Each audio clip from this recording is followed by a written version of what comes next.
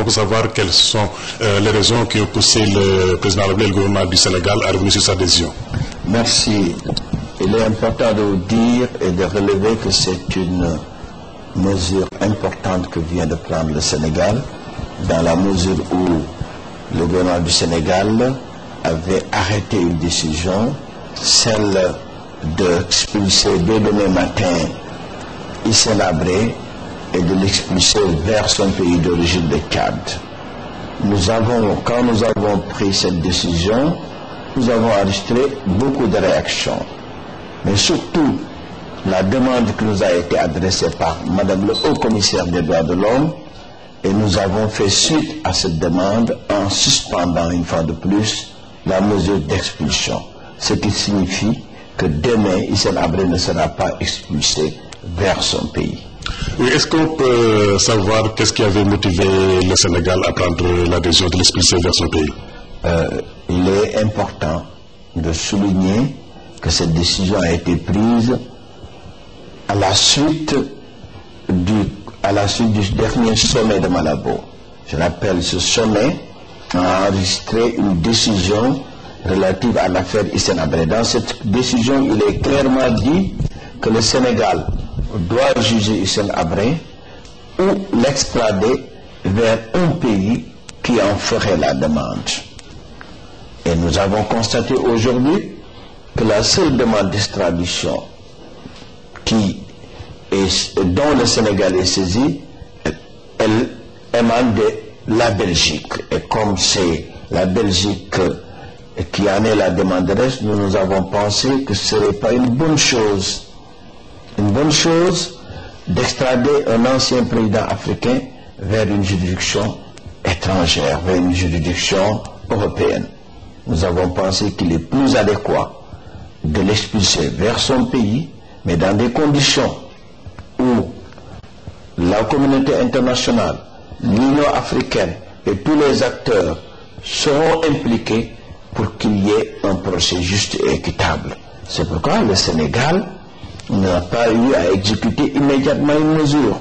Vous savez, l'expulsion, la mesure d'expulsion peut être prise dans les minutes qui suivent et être exécutée immédiatement. Nous avons préféré saisir le président de l'Union africaine pour lui demander de désigner 2 observateurs, saisir le président de la Commission de l'Union africaine et en même temps aussi écouter donc la communauté internationale à travers d'abord les structures des Nations Unies, mais aussi à travers les ONG qui œuvrent dans le domaine des droits de l'homme. Quand nous les avons écoutés et que tous lui a demandé à ce que la mesure ne soit pas exécutée, le Sénégal est revenu sur la mesure. Mais il est important de souligner que Hissène Habré ne peut plus être jugé au Sénégal. Un arrêt a été pris par la Cour commune de justice et cet arrêt dit clairement que les juridictions sénégalaises ne peuvent plus juger Hissène Habré et qu'il faut créer une juridiction spéciale, ce dont nous sommes totalement opposés. Parce que nous pensons que les fondements de création d'une juridiction spéciale sont discutables. C'est pourquoi nous avons eu comme seule solution d'expulser Hissène Habré vers son pays d'origine, le Tchad. Oui, est-ce que le gouvernement a décidé de surseoir définitivement à cette décision ou bien vous allez encore engager les pourparlers avec les institutions internationales? Vous avez raison, c'est une mesure de suspension. Mais il faut immédiatement qu'une solution intervienne. Et que cette solution doit prendre en compte l'exigence d'un procès juste et équitable. Pour cela, nous allons discuter avec la communauté internationale, avec les Nations Unies, avec l'Union africaine et la communauté internationale pour qu'une solution puisse intervenir rapidement. Est-ce qu'il y a un problème, le problème financier se posait aussi quant au procès des Sénégalais. Maintenant que le Sénégal a décidé de ne plus le juger ici, est-ce que ce problème est définitivement réglé? Mais je voudrais que tout le monde puisse retenir ceci. Le Sénégal a eu à exécuter tous ses engagements qui auraient pu lui permettre de faire juger Hissène Habré sur son territoire.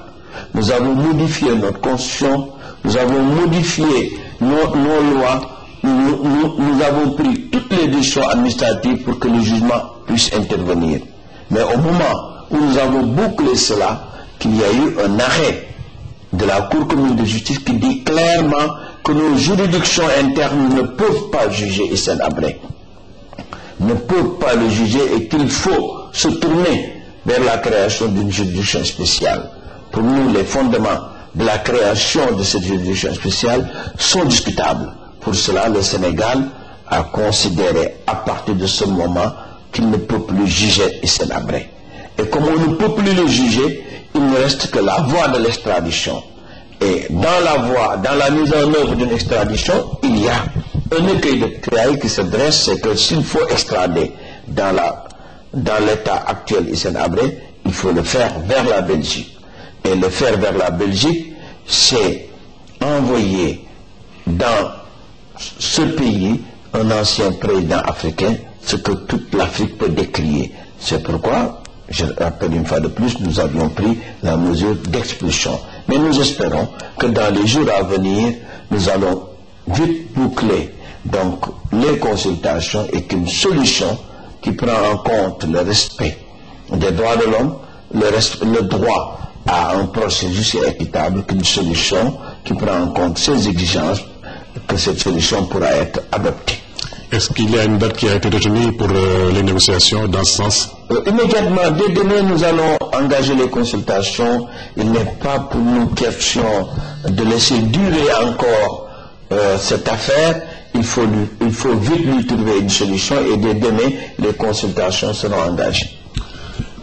ñu ngi ak monsieur Madické Niang, maître Madické Niang, ministre d'État, ministre des Affaires étrangères.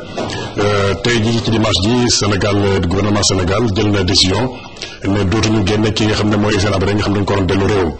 ñu bëgg a xam nag loolu lan moo tax ngeen jël décision boobu. damay leeral ni dañu décider ni daanu taaxirlu ci génne gi ñu ko waroon génne. loolu mooy lan?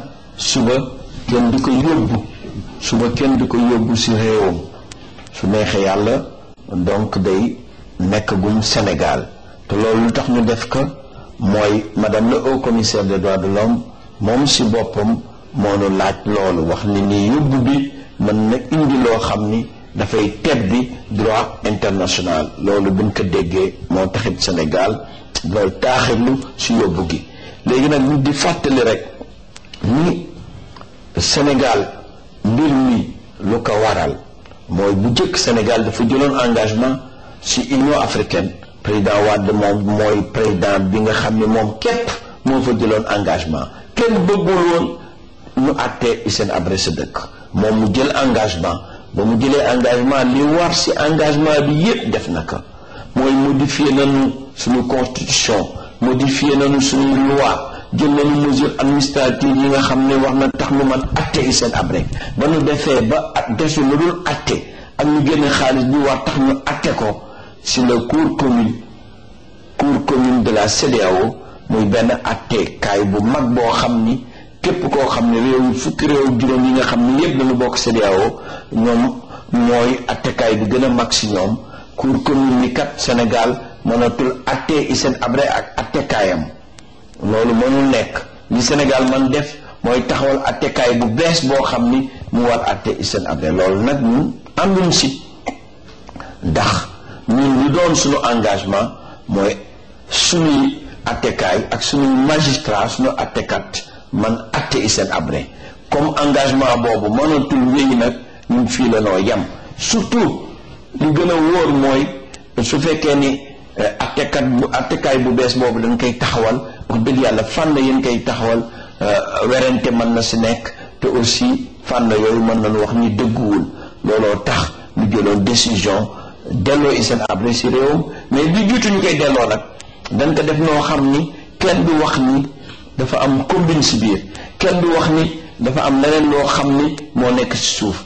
delloo bi mooy dañu bind président dégg yëgal ko président Wade daf ko bind président Union africaine ni que mu yónnee fa moom ci boppam, moom mi nga xam ne mooy président l'exercice de président Nguema, yónnee fa ñaari observateur.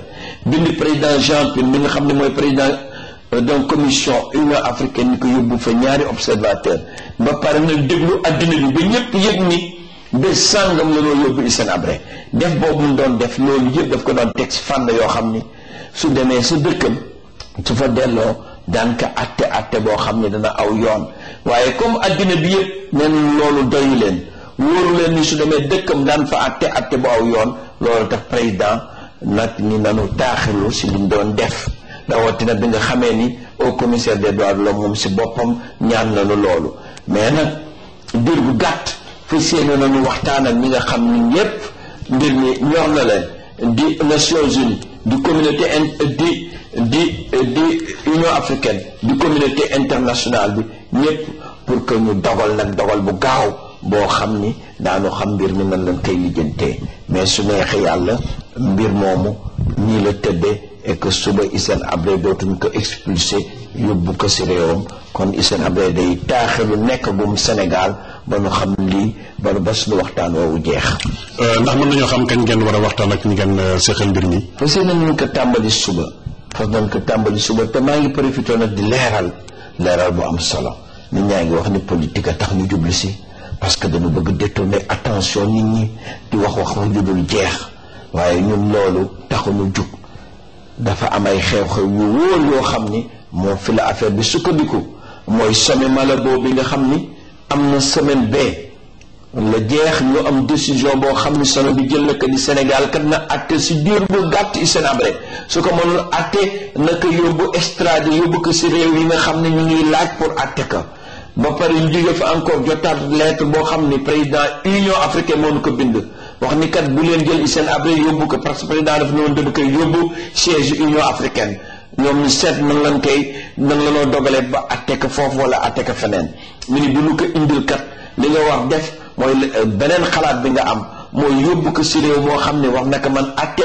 wala nga ko delloo ko si réewam si nag si loolu sukkandiku woon ni fii nu toll kat benn réew moo ko laaj pour atte ko mooy Belgique te ñëpp xam ne Belgique bokkul si Afrique soo bëggee jël nag président africain di ko jébbal koo xam ne bokkul si Afrique pour mu atte ko ëllëg coow lu rëy mën na jël Afrique te Afrique mën na la xarab si loolu tax président Ablaye Wade ni kat comme bëgguma ko yóbbu Belgique xarab di fa dëkk mënuma ko atte fii ndax engagement yi ma jëloon leer na mooy atte ko ak sama juridiction yi nee na loolu mënul nekk li ma dese mooy ma delloo ko réewam waaye ma teg ko si fànn yu leer yoo xam ni kenn du wax ni dafa am lu nekk suuf lii benn politique la lu ko décision bu leer la ñuy jox situation politique bee tax bu ñu bëgg détourner attention nit ñi ña koy wax teguñ ko fenn ñun dañ ko teg si ay fànn yu woow looloo tax décision bi président jëloon ko ba mu ko jëlee bind na ñu ko war ñu mu war bind yëpp ak ñu mu war waxal yëpp ba agsi nañu fii. jërëjëf monsieur Missirah.